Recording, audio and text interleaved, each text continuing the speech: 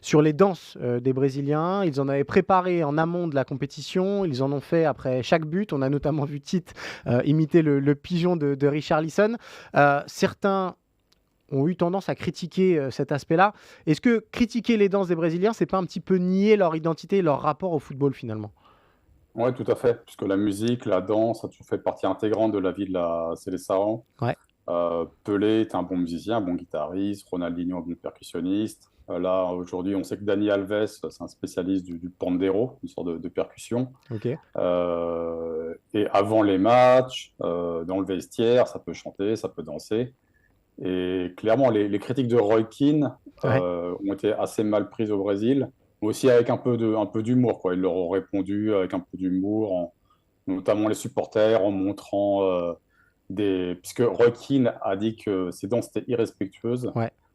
Les supporters brésiliens ont fait des montages où on voyait le grand respect qu'a Roy Keane pour ses adversaires, avec notamment des tacles assassins, notamment son fameux tacle sur le père de Erling Haaland.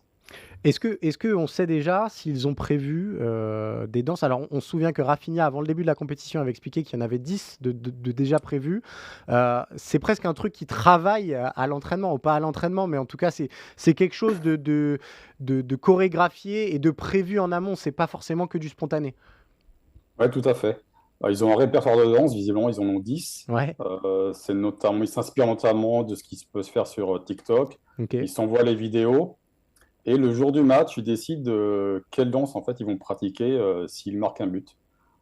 Évidemment, pour qu'on les voit danser, faut qu'ils marquent. Mais là, contre la Corée du Sud, ils ont été plutôt prolifiques.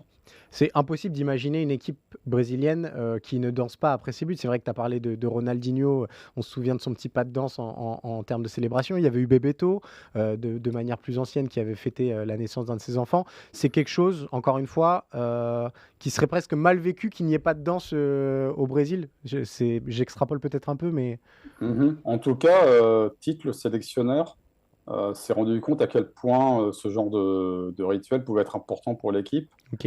Et c'est notamment pour ça qu'il s'est intégré à une danse, même si ça a pu paraître, là pour le coup, vraiment irrespectueux à plusieurs de voir un sélectionneur danser. Et pour lui, en fait, l'idée, c'est d'embrasser aussi les codes de la nouvelle génération Ouais. et voilà, et de participer à leur démonstration de joie.